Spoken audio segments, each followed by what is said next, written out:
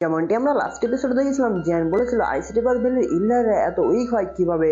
এই এপিসোডের শুরুতে আমরা মাস্টার তিয়ানহা এবং আইস রিভার ভ্যালির ইল্ডারের মধ্যে ফাইট দেখতে পাই। ফাইট করতে করতে মাস্টার তিয়ানহা তার পাওয়ার ইউজ করে ইল্ডারের উপর অ্যাটাক করে, যার ফলে ইল্ডার একবারে নিচে পড়ে যায়, যার ফলে ইল্ডারের মুখ থেকে রক্ত পড়তে শুরু করে। তখন মাস্টার তিয়ানহা বলে শরীর না থাকাটা একটু ঝামেলার, কারণ দাউজাং লেভেলের ফাইটার সাথে ফাইট করতে আমাকে ঝামেলা পোহাতে হচ্ছে। তখন জিয়ান বলে সিনিয়র তিয়ানহা, আপনাকে টেনশন করতে হবে না, আমাদের মেডিকেল ইনগ্রেডিয়েন্ট গুলো অলমোস্ট রেডি হয়ে গিয়েছে, তাই আপনাকে আর বেশিক্ষণ ধরে ওয়েটও করতে হবে না, আপনাকে আর ওয়েট করতে হবে না, তার আগে একটি বডি তৈরি হয়ে যাবে। এটি শুনে ইল্ডার অবাক হয়ে যায় এবং বলে সিনিয়র, এই বডি তৈরি করার ক্ষেত্রে সবচেয়ে বেশি স্কিলফুল আমাদের হলো আইস রিভার ভ্যালি, এবং সেই বডি তৈরি করার সাথে সাথে সেই বডির মধ্যে অনেক স্পেশাল অ্যাবিলিটিও থাকে। যদি আপনি আইস রিভার ভ্যালির হয়ে কাজ করেন তাহলে আপনি এটি ফ্রিতেই পাবেন। এটি শুনে জিয়ানের রিয়াকশন এরকম ছিল। তখন মাস্টার তিয়ানহা ইল্ডারের কাছে যেয়ে বলে তাহলে আমাকে কি করতে হবে। তখন ইল্ডার খুশি হয়ে যায় এবং বলে এই ছেলেকে মেরে ফেলেন, এবং এই ছেলের সাথে যে পয়জন গার্ল রয়েছে সেই পয়জন গার্লকে আমাদের আইস রিভার ভ্যালির হাতে তুলে দিন। তখন সিনিয়র তিয়ানহা বলে দুইটা জিনিস। তখন সিনিয়র তিয়ানহা বলে তুমি আমাকে একটা কাজ করার কথা বললে, আর এখন তুমি আমাকে দুইটা কাজ করার ডিমান্ড করছো, তুমি মিথ্যা কথা বলেছো, এবং আমি মিথ্যা মানুষকে অনেক ঘৃণা করি। এটি বলে এই মাস্টার তিয়ানহা তার ফ্লেম বের করে, এবং ফ্লেম বের করে সেই ইল্ডারকে একদম বার্ন করে ফেলে। তারপর মাস্টার তিয়ানহা জিয়ানের কাছে এসে বলে ছোট্ট ছেলে, তুমি ফিউচারে এরকম মানুষদেরকে কথা বলার সুযোগও দিবে না, তাছাড়া সেখানে এরকম মানুষের কথা এমন কিছু চেঞ্জ হয়ে যেতে পারে সেটা কখনো কল্পনা করা যাবে না, এবং আরেকটা ভালো দিক হলো তুমি জানো আমার ক্যারেক্টার অনেক ভালো। তখন জিয়ান বলে থ্যাংক ইউ এত কিছু মনে করিয়ে দেওয়ার জন্য। এদিকে আবার ডেমন ব্যাপার এখানকার ফার্স্ট ইল্ডারকে নিয়ে এসেছিল এবং তার অবস্থা একবারে টাটা বাই বাই হয়ে গিয়েছিল প্রায়। এদিকে আবার জিয়ানের ক্লোনবাড়ি 3000 ইয়ার ঠান্ডা টেকনিক ইউজ আইস রিভার ভ্যালির একদম ডিসাইবলদের এমন স্পিডে মারছিল তার একদম পাহাড়ের মধ্যে ঢুকে যায়। তারপর ক্লোনবাড়ি নিচে নেমে আসে এবং জিয়ান তার ক্লোনবাড়িকে নিজের কাছে নিয়ে নেয়। এদিকে জিয়ানের পিছন দিক থেকে জিলেন এবং পয়জন গাল আসছিল, এবং আস্তে আস্তে পয়জন গুলো অনেক আহত হয়ে যায় এবং রক্তের সাথে সেখান থেকে আইসও বের হচ্ছিল। এদিকে জিয়ান এবং জিলেন মিলে পয়জন গাল, এবং পয়জন গাল তখন অজ্ঞান হয়ে যায়। তখনই ফার্স্ট ইল্ডার হাসতে শুরু করে এবং বলে আমাদের ভ্যালি মাস্টারের আইস পাওয়ার এই পয়জন গালের ব্লাড লাইনে তার কাজ শুরু করে দিয়েছে।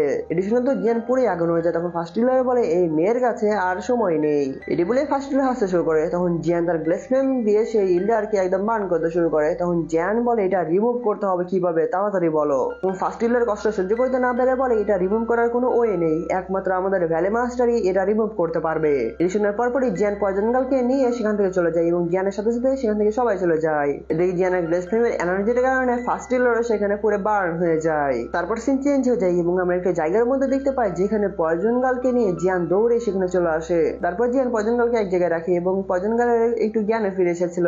তখন জিলেন বলে পয়জন সিস্টার ভাগ্য বলো জিয়ান ব্রাদার একদম সময় মতো সেখানে চলে এসেছিল, তাছাড়া এরা বলার পরপরই জিলেন চুপ হয়ে যায়। তখন পয়জন গাল বলে এখন সবাই ভালো আছে। তখন জিয়ান বলে এখন সবাই ভালো আছে মানে কি, তোমার আগে তোমার বডির আগে খেয়াল করতে হবে। জিয়ান তখন পয়জন গালে হাত ধরে বডি চেক করতে করতে বলে তোমাকে অবশ্যই আইসের পাওয়ার রিমুভ করতে হবে যত তাড়াতাড়ি সম্ভব। তারপর জিয়ান পয়জন গালের বডি চেক করে বলে এই জিনজুং জিং এর আইস পাওয়ার অনেকটা স্ট্রেঞ্জ, কিন্তু এই আইস পাওয়ার আইস ভ্যালি মাস্টার শুধু রিমুভ করতে পারবে তা না, এটা অন্য উপায়ও আছে। তখন জিলেন বলে আমি জানি ব্রাদার জিয়ানের কাছে কোনো না কোনো উপায় আছে। তখন জিয়ান বলে হুম, আর এই কাজটা তুমি আমার উপর ছেড়ে দাও। তারপর পয়জন গাল সেই পুকুরের মধ্যে যেতে শুরু করে, এবং যেতে যেতে পয়জন গাল যেখান দিয়ে যাচ্ছিল সেই জায়গাটা পুরোটাই বরফে পরিণত হয়ে যাচ্ছিল। তারপর পয়জন গাল দাঁড়িয়ে যায় এবং জিয়ানের দিকে তাকিয়ে বলে আমি এখন রেডি। তখন জিয়ান হুম বলে এবং তার গ্লেস ফ্লেম বের করে ফেলে, এবং জিয়ান আরো বলে আমাকে এই জিনজুং জিং এর আইস পাওয়ার রিমুভ করতে গেলে অবশ্যই গ্লেস ফ্লেম ইউজ করতেই হবে, এই প্রসেসটা একটু পেইনফুল হতে পারে, তাই তুমি একটু প্লিজ সহ্য করে নিও। তখন জিয়ান তার গ্লেস ফ্লেম পয়জন গালকে দিয়ে দেয় এবং পয়জন গালের চারপাশে গ্লেস ফ্লেম ঘুরতে শুরু করে, যার ফলে পয়জন গালের নিচে যে আইস তৈরি হয়ে গিয়েছিল সেগুলো গলতে শুরু করে। তারপর জিয়ান কিছু মেডিকেল পিল পয়জন গালের দিকে ছেড়ে দেয়। তখন জিয়ান বলে আমার এই গ্লেস ফ্লেম এই মেডিকেল পিলগুলোকে তোমার বডির মধ্যে প্রবেশ করাতে অনেক সাহায্য করবে, সাথে সাথে এটি তোমার বডির মধ্যে থাকা আইস পাওয়ারকে ছড়িয়ে দিতেও অনেক বাধা দিবে। তখন পয়জন গাল জিয়ানকে বলে এখন সবকিছু তোমার উপর। তখন জিয়ান বলে হ্যাঁ। তারপর জিয়ান তার হ্যান্ড ফরমেশন চেঞ্জ করে পয়জন গালের বডিকে কন্ট্রোল করতে চেষ্টা করে, সাথে সাথে জিয়ান মেডিকেল পিলগুলো যেন পয়জন গালের বডির মধ্যে ভালোভাবে মিশতে পারে সেগুলো করতে থাকে। এই প্রসেসটা সহ্য করতে পয়জন গাল অনেকটা কষ্ট পাচ্ছিল, এটা দেখে জিয়ান এবং জিনলেন অনেক ভয় পেয়ে যায়। তখন পয়জন গাল বলে আমি এই প্রসেসটা সহ্য করতে পারবো। তখন জিয়ান মনকে শান্ত করে আবার সেই প্রসেসটা শুরু করে দেয়। তারপরে আবার পয়জন গাল কষ্ট পেতে শুরু করে, এবং এই কষ্টটা আগের চেয়ে অনেক বেশি ছিল, কিন্তু পয়জন গাল মুখ খুলে কিছুই বলতে পারছে না। তখনই আমরা দেখতে পাই পয়জন গালের হাত এবং পা থেকে আইসের প্রভাব ধীরে ধীরে রিমুভ হতে শুরু করে। তখন পয়জন গাল তার নিজের বডিকে কন্ট্রোল করতে শুরু করে। তখন কিছু সময়ের মধ্যে সে আইস রিমুভ হতে শুরু করে দেয়। এতে জিনল্যান্ড বলে এই প্রসেসটা কাজ করছে। তারপর আমরা পয়জন গালকে দেখতে পাই তার বডি থেকে জিনজুং এর আইস পাওয়ার রিমুভ হয়ে গিয়েছে। তখন জিয়ানও শান্ত হয়ে যায়। তখন জিয়ান জিনল্যান্ডকে বলে জিনল্যান্ড, আমি কিছুদিনের মধ্যে এই আইস পাওয়ারকে পুরোপুরি নিউট্রালাইজ করে দিতে পারবো, তাই এই সময়ের মধ্যে আমি নিজেই পয়জন গার্লকে প্রোটেক্ট করব।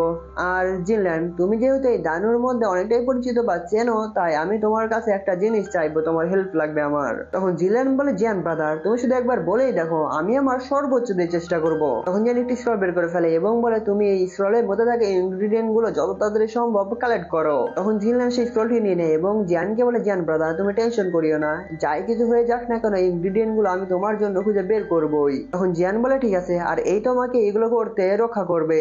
তখন জিনল্যান্ড বলে, ঠিক আছে ব্রাদার, আমি যত তাড়াতাড়ি সম্ভব এই ইনগ্রিডিয়েন্ট গুলো নিয়ে এখানে ফিরে আসবো। এটি বলে জিনল্যান্ড ডেমন পাপেটকে নিয়ে সেখান থেকে চলে যায়। তখন জিয়ান রেগে গিয়ে বলে, আইস রিভার ভ্যালি, এই ম্যাটার এত সহজেই শেষ হয়ে যাবে না। এদিকে আমরা পয়জন গার্লকে দেখতে পাই, জিয়ানের গ্লিসপ্রেমের কারণে পয়জন গার্লের বডি রিকভারি হতে শুরু করে দিয়েছিল। তারপর সিন চেঞ্জ হয়ে যায় এবং আমরা পয়জন মাউন্টের মধ্যে দেখতে পাই আইস রিভার ভ্যালির বাকি ইল্ডার এবং ডিসেবলরা চলে এসেছিল। আইস রিভার ভ্যালির এই অবস্থা দেখে সেখানকার ইল্ডার অনেক রেগে যায়। তারপর একজন ডিসেবল চারপাশ চেক করে এসে ইল্ডার বিংজংকে বলে, ইল্ডার বিংজং, আমাদের যে ইলাইট ফোর্স ছিল তারা সার্চ করে এখানে দেখতে পেয়েছে যে তারা এখানেই আছে। এই তিনজন ইল্ডারের মধ্যে ইল্ডার বিং ওয়াংও ছিল। তখন ইল্ডার বিংজং বলে, তোমরা এখানে থাকো এবং চারদিকে গার্ড দাও, কারণ এখনই আমাকে আইস রিভার ভ্যালিতে ফিরে যেতে হবে যাতে করে ভ্যালি মাস্টারকে এই সম্পর্কে রিপোর্ট করতে পারি। তখন ডিসেবলরা বলে, ঠিক আছে ইল্ডার, এটি বলে ইল্ডার বিংজং সেখান থেকে চলে যায়। তারপর সিন চেঞ্জ হয়ে যায় এবং আমরা জিয়ানদের ওখানে দেখতে পাই দিন থেকে রাত, রাত থেকে দিন হয়ে গিয়েছিল, কিন্তু তারপরও জিয়ান সেখানে বসে পয়জন গার্লকে সাহায্য করেই যাচ্ছিল। এদিকে আমরা পয়জন গার্লকে দেখতে পাই যে নিউট্রালাইজ প্রসেসটা তখনও চালু ছিল। এদিকে আমরা পয়জন গার্লের ব্লাড লাইনে দেখতে পাই আইস পাওয়ারের কারণে পয়জন গার্লের ব্লাড একদম আইস ক্রিস্টালে ট্রান্সফার হয়ে গিয়েছিল, কিন্তু জিয়ানের গ্লিসপ্রেম সেই আইস ক্রিস্টাল গুলোকে ডিস্ট্রয় করে ব্লাডে আবার ট্রান্সফার করে দিচ্ছিল, যার ফলে পয়জন গার্লের মধ্যে অন্যরকম হতে শুরু করে। এদিকে জিয়ান একটু চিন্তিত হয়ে যায়, কিন্তু তখনই পয়জন গার্লের বডিতে একদম পুরো আইস পাওয়ার চারিদিকে ছড়িয়ে পড়ে এবং সাথে সাথে পয়জন গার্লের ওরাও চারদিকে ছড়িয়ে পড়ে, যার ফলে পাহাড় একদম ব্রেক হয়ে যায়। এদিকে আমরা পয়জন গার্লকে দেখতে পাই যে একদম পুরোপুরি সেই আইস পাওয়ারকে নিউট্রালাইজ করে ফেলেছে। তারপর পয়জন গার্ল নিচে নেমে আসে এবং জিয়ানের দিকে তাকায়। তখন জিয়ান পয়জন গার্লের কাছে যেয়ে বলে, এই আইস পাওয়ার তো পুরোপুরি নিউট্রালাইজ করে ফেলেছো তুমি। তখন পয়জন গার্ল বলে, হুম, এবং সাথে সাথে তোমার কাল্টিভেশনও অনেক অ্যাডভান্স হয়ে গিয়েছে। তখন জিয়ান বলে, এতদিন ধরে তুমি যে রিকভারি হচ্ছিলে এই সুযোগে আমি কিছু পয়জন অ্যাবজর্ব করেছি, যার ফলে আমি বর্তমানে 2 স্টার 10 লেভেলে রয়েছি এবং এই অ্যাডভান্স সাপ্লিমেন্ট গুলো আমাকে দেওয়ার জন্য স্করপিয়ন জিবেন মাস্টার আমাকে অনেক সাহায্য করেছে। আর এটা হলো সেই জিবেন যে জিয়ানের বুকের উপর পয়জন স্পট অ্যাটাক করেছিল। এটা শুনে পয়জন গার্ল হাসতে শুরু করে। তখন জিয়ান পয়জন গার্লকে হাসতে দেখে একদম পুরোই মনোযোগ দিয়ে দেখতে থাকে। তারপর সিন চেঞ্জ হয়ে যায় এবং আমরা জিয়ান এবং পয়জন গার্লকে দেখতে পাই যারা একটি পুকুরের পাশে বসে সুন্দর করে সময় কাটাচ্ছিল। জিয়ান তখনও পয়জন গার্লের দিকে তাকাচ্ছিল। তখন পয়জন গার্ল বুঝতে পারে। তখন পয়জন গার্ল জিয়ানকে জিজ্ঞেস করে, তুমি কি দেখছো? তখন জিয়ান বলে, আমি চেক করছি তুমি কত ভালোভাবে রিকভার করেছো। তারপর জিয়ান পয়জন গার্লের হাত চেক করতে শুরু করে। তখন চেক করতে করতে পয়জন গার্ল জিয়ানকে বলে, থ্যাংক ইউ তোমাকে আমাকে সাহায্য করার জন্য। তখন জিয়ান একটি পিল বের করে এবং বলে, তুমি এই পিলটা খেয়ে ফেলো এবং এই পিল খাওয়ার ফলে তুমি 2 অথবা 3 দিনের মধ্যে তুমি আবার আগের কন্ডিশনে ফিরে আসবে, একদম পিক কন্ডিশন। তখন এই পিলটি নিয়ে খেয়ে ফেলে। তখন জিয়ান বলে, আচ্ছা তোমার সেই ওল্ড পয়জন বডির কি অবস্থা? তখন পয়জন গার্ল বলে, এখন ভালো আছে এবং আমার মনে হচ্ছে আমার এই ওল্ড পয়জন বডি ব্রেক হতে এখনো সময় বাকি আছে, ধরতে পারে এখন থেকে 2 অথবা 3 মাস পরে ব্রেক হতে পারে। তখন জিয়ান বলে, কি তুমি এখন এটিকে ভালো বলছো? তখন পয়জন গার্ল বলে, হ্যাঁ ঠিক আছে, আর আমার পয়জন বডি যদি ব্রেক হয়ে যায় তারপরও আমার স্মৃতিশক্তি কিছুটা হলেও থাকবে, সেই সময় যদি আসে, কিন্তু তারপর আমি তোমাকে কখনোই ভুলবো না। তখন জিয়ান আস্তে আস্তে বলে, কি পাগলের মতো কথা বলছে? তখন জিয়ান বলে, আচ্ছা তুমি টেনশন করিও না, এই 2 অথবা 3 মাসের মধ্যে আরো কোনো উপায় বের হয়ে আসবে, আর সেই উপায়টা হলো এই 2 অথবা 3 মাসের মধ্যে আমরা স্কাই পয়জন স্করপিয়ন ড্রাগন বিস্টের ম্যাজিক কোড বের করে ফেলবো, যার ফলে সেই ম্যাজিক কোড দিয়ে তুমি তোমার সেই পয়জন বডিকে একদম ফুলি ভাবে কন্ট্রোল করতে পারবে। তখন পয়জন গার্ল আসতে বলে, আগে আমি লুশন ক্যাবে গিয়েছিলাম এবং সেখানে আমি 7 star sky poison scorpion dragon বিস্টের সাথে ফাইট করতে জড়িয়ে পড়েছিলাম এবং আমি সেখানে 7 star sky poison scorpion dragon বিস্টের সাথে ফাইট করতে শুরু করে দিয়েছিলাম। তখন জিয়ান বলে, সত্যি তুমি লোশন স্ট্রিমে এই স্করপিয়ন বিস্টের সাথে ফাইট করেছো? সেখানকার প্রাণীগুলো অনেকটাই খারাপ এবং নিষ্ঠুর এবং সেখানে গিয়ে মনে হচ্ছিল সেখানকার প্রাণীগুলো আমার ওল্ড পয়জন বডিকে নেওয়ার লোভ করছিল এবং সেই সময় থেকে আমি আইস রিভার ভ্যালি থেকে পালানোর চেষ্টা করছিলাম যাতে আমি আরো কোনো বিপদের মধ্যে না পড়ে যাই। আইস রিভার ভ্যালি ইলারদের থেকে পালানোর সময় আমি আর কোনো রাস্তা না পেয়ে আমি সেই ড্যামে গিয়েছিলাম এবং সেখানে লুকিয়েছিলাম যাতে করে আমি সামনে আর কোনো বড় বিপদের মধ্যে না পড়ে যাই। তখন জিয়ান বলে, সেখানকার সেই ম্যাজিক্যাল বিস্টরা কতটা পাওয়ারফুল? পাওয়ারফুল। তখন পজন গার্ল বলে আমি ডিরেক্টলি তাদের সাথে ফাইট করিনি, কিন্তু আমার অনুমান অনুযায়ী তারা অবশ্যই দাওজং লেভেলের 8 স্টারে রয়েছে। তখন জিয়ান বলে 8 স্টার দাওজং, যদি আমি আর তুমি যদি একসাথে হয়ে তাদের উপর অ্যাটাক করি তারপরেও আমার মনে হয় না তাদের আমরা কিল করতে পারবো, কিন্তু আমি জানি না আমরা যদি সেখানে যাই সেখানে কোনো লুকানো চক্রান্ত আছে কিনা। তখন পজন গার্ল বলে এবং সেখানকার ফিচারটি সেই জায়গাটার মালিক, তাই আমার মনে হচ্ছে সেই বিস্টটি তার অধীনে আরো অনেক পাওয়ারফুল কোনো কিছু তৈরি করে রেখেছে, তাই আমাদের সেখানে যাওয়ার আগে এখনো অনেক প্রস্তুতি নিতে হবে। তখন জিয়ান বলে এবং আমি এটি ম্যানেজ করছি, যখন জিনলেন এবং ডেমন পাপেট ফিরে আসবে তখন আমরা মিলে সেই স্কাই পয়জন স্করপিয়ন ড্রাগন বিস্টের সাথে দেখা করব। তারপর সিন চেঞ্জ হয়ে যায় এবং আমরা জিয়ানকে দেখতে পাই যে মাসুদ তিয়ানহোকে মানাচ্ছিল। তখন মাসুদ তিয়ানহো জিয়ানকে বলে তুমি এগুলো কি বলছো, আমার বয়স অনেক বেড়ে গিয়েছে, আমি অনেক বুড়ো হয়ে গিয়েছি, আর তুমি বলছো আমি সেই ম্যাজিক্যাল বিস্টের সাথে ফাইট করি। যদি আমি সেই ম্যাজিক্যাল বিস্টের সাথে ফাইট করি তাহলে আমার লাইফ রিস্কের মধ্যে পড়ে যাবে, তাহলে হয়তো আমি তখন জিততে পারি, কিন্তু এটা আর হবে না। এটি বলে মাসুদ তিয়ানহো রাগ করে মুখ ঘুরিয়ে দাঁড়িয়ে যায়। তখন জিয়ান চালকি করে বলে আমি জানি ম্যাটারটা অনেকটাই ইম্পর্টেন্ট এবং করা অনেকটাই কঠিন, কিন্তু এর আগে আমার একটা কাজ ছিল, সেটা হলো সোল পিস বানাতে হবে, কিন্তু সেই সোল পিস বানানোর জন্য আমার কিছু ইনগ্রিডিয়েন্ট শুধু বাকি আছে, সেই ইনগ্রিডিয়েন্ট গুলো খুঁজতে আমার তো অনেক বছর সময় লেগে যাবে। এটি শুনে মাসুদ তিয়ানহো বলে ছেলে তুমি কি বললে? তখন জিয়ান বলে একটু ওয়েট করুন, আমি আপনাকে কিভাবে এত সময় ধরে ওয়েট করাতে পারি, তাই না? আপনার সময় নষ্ট করবো না দেখে আমি আমার টিচারের স্পেস রিং চেক করি এবং সেখানে অনেক গুরুত্বপূর্ণ কয়েকটা ফর্মুলা বের করি। ফর্মুলার মধ্যে একটি ফর্মুলা ছিল যেটি আমাকে এই পিল বানাতে অনেক সাহায্য করবে। সেই পিল বানানোর জন্য যা যা দরকার ছিল সবকিছু আমার কাছে আছে, শুধুমাত্র 7 লেভেলের ম্যাজিক্যাল বিস্টের কোর নেই।